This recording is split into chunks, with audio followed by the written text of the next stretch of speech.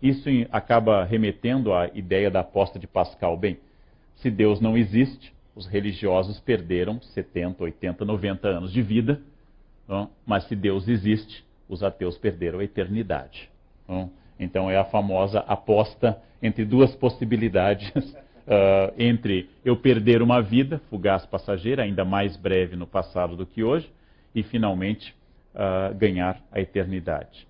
Em relação a essa tradição neoplatônica, essa tradição de ênfase na negação do corpo, ênfase no medo diante da salvação da alma, ênfase no discurso de um juiz duro, que vai perscrutar abertamente a vida de cada um, surge a crítica poderosa, demolidora, quase anárquica neste caso, do alemão Friedrich Nietzsche, que diz num trecho do Et Homo, pego aqui a tradução do meu colega da Bahia que lançou um recente Et Homo, que diz: a noção de Deus foi inventada como antítese da vida.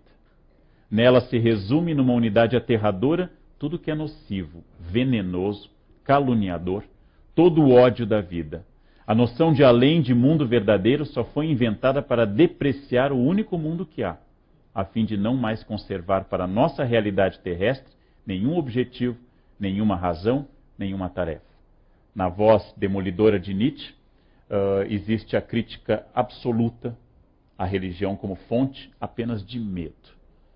E ele continua, faço questão de pegar esse trecho para dar o sentido, a noção de alma, de espírito e, no fim das contas, de alma imortal, foi inventada para depreciar o corpo, para torná-lo doente, sagrado, para conferir a todas as coisas que merecem seriedade na vida, ou seja, as questões de alimentação, de moradia, de regime intelectual, os cuidados aos doentes, a limpeza, o clima, a mais aterradora indiferença.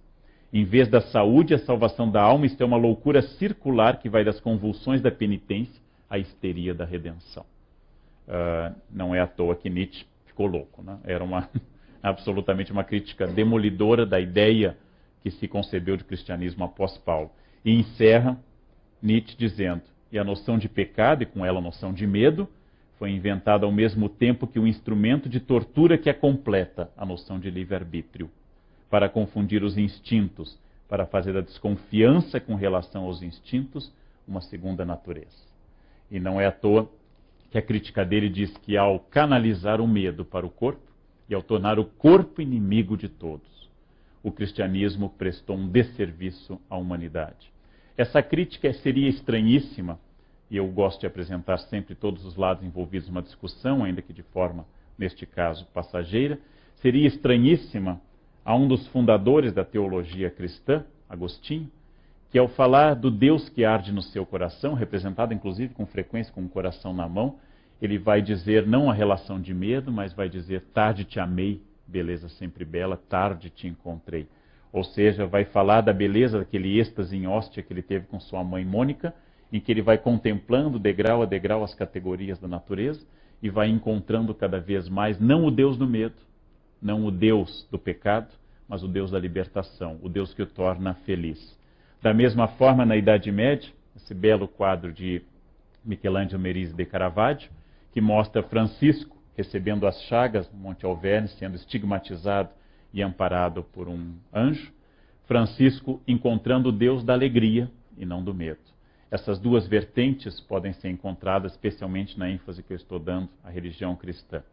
Para vencer o medo e para encontrar a esse Deus da libertação e não o Deus da angústia, existe a solução moderna dada por Inácio de Loyola: dividir essas angústias, dividir os pecados e vencê-los pela ordem sistemática que ele recomenda nos exercícios espirituais, ou seja, repetindo a experiência que ele teve em Manresa, repetindo a experiência de dividir os pecados em números, em dias, fazer exames de consciência e tornar metódica a salvação. Ou seja, vencer o medo pela nomeação dos medos. Uma velha estratégia dada pelo exorcismo de Jesus no Evangelho de Marcos, o mais antigo, no qual a primeira estratégia de Jesus para vencer o demônio é perguntar o nome dele. Dando o nome, você começa a vencer os medos. Em homenagem ao organizador e curador do ciclo, o professor Pondé, que é especialista em Pascal, e tem esse belo livro com esse título, O Homem Insuficiente.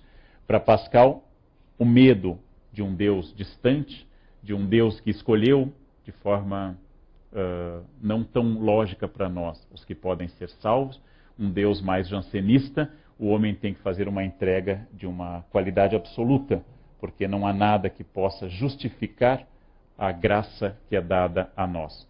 E finalmente um caminho contemporâneo, uma personagem que no Brasil é de muito intensa devoção a Teresinha de Lisieux, cujos pais também foram beatificados, ou estão sendo beatificados. Teresinha de Lisieux fala da pequena via, não do Deus extraordinário de Agostinho em Ostia, não do Deus leigo e poético de um jogral de Deus que é Francisco, não de um Deus matemático e absolutamente ordenado de Inácio, não de um Deus relativamente terrível, mas que dá a graça em Pascal, mas de um Deus das pequenas coisas. Para vencer esse medo do cotidiano, Teresinha dá um consolo muito mais dado às coisas do cotidiano. Por exemplo, reagir à irritação que alguém nos causa, como ela narra na sua biografia, uma freira que a irritava em particular. Existe um filme chamado Thérèse, que eu adoro muito, é um filme francês, no qual uma velha carmelita dá a Teresinha um conselho extraordinário, que vale para tudo, inclusive para casamento. Diz ela, Teresinha, no Carmelo só são difíceis os 50 primeiros anos. Isso vale também para casamento. Não? Só a única dificuldade é até as bodas de ouro. Depois passa rapidamente em qualquer coisa na vida. Bem, encaminhando para o final, porque nos pediram exatos 45 minutos, encaminhando para o final, eu levantei alguns argumentos para o debate, a crítica e o aprofundamento de vocês. O argumento dos críticos, que dizem com forma assertiva, religião e medo são elementos indissociáveis. Muitas vezes o medo é uma transformação metafórica da religião e vice-versa. A religião nada mais é do que o nosso temor, nossa incapacidade, ou como diria Renan no século XIX, o homem é um animal que quer sobreviver, como todo animal, só que como ele é um animal sofisticado, ele inventou vida após a morte, que é uma invenção típica dos mamíferos, querer sobreviver. E o homem, como é um mamífero sofisticado, inventou o paraíso. Não? E para os místicos, não. O timor Dei, o temor de Deus, é libertador da alma. Ou seja, temer a Deus, coisa que os místicos não negam, que se deva temer a Deus, mas é libertação para a alma, diferente do temor da autoridade, diferente do temor da regra, da lei ou de qualquer sistema. Naturalmente, os críticos complementam a isso, pegando 3 escolas totalmente distintas. Um livro de relativo sucesso, Richard Dawkins, que diz no God a Delusion, Deus uma ilusão, que a religião é a causa da violência e do medo entre as pessoas. Eu, como historiador, me oponho a este argumento dele, apesar de gostar do livro. Quando ele diz, imagine um mundo sem religião, seria um mundo de harmonia. E eu, como historiador, lembro que 2 dos maiores genocídios do século XX, na China de Mao e na Rússia de Stalin, foram feitos em nome de regimes ateus. Infelizmente, a violência não pode ser abolida se abolindo Deus. A violência é feita em nome de Deus, em nome do Estado, em nome da razão de Estado e em nome do ateísmo também. Infelizmente, ela é um pouco mais estrutural. Seria mais fácil se fosse assim. Para Freud, que daria um outro curso, para o qual todo este medo nada mais é que uma neurose. Afinal, quem acredita em coisas que não existem, alma, fantasmas, Deus, só pode ser um neurótico. Uma das características da neurose é tornar concreta coisas que não existem. Não há diferença entre a criança que teme um monstro debaixo da cama e o adulto que teme Deus. É uma neurose. E, finalmente, Nietzsche, que eu comentei com vocês, que construiu a ideia de que o cristianismo nada mais é que um platonismo para as massas e uma maneira de apresentar o reflexo de vários medos nossos. Com isso eu queria ter apresentado, nesse tempo curto, que agora nós aprofundaremos com questões, eu queria ter aprofundado 2 escolas totalmente distintas e que podem ser matizadas ao infinito. De um lado, aqueles que dizem que religião e medo não são complementos, mas são formas de libertação. E outros que dizem que religião nada mais é que uma forma de tentar controlar aquilo que vem das cavernas de Lascaux até nós, controlar o medo, a incerteza do futuro. Essas 2 tendências, a religiosa e a crítica religiosa, convivem na disputa pela alma das pessoas ou pela posse das pessoas.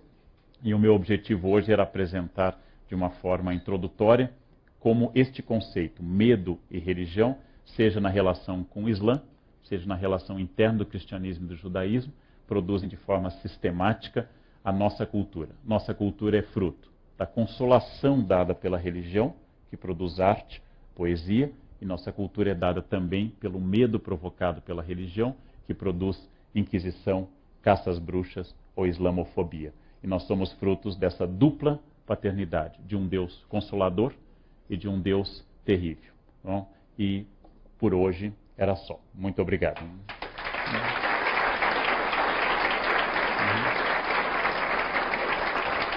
Obrigado.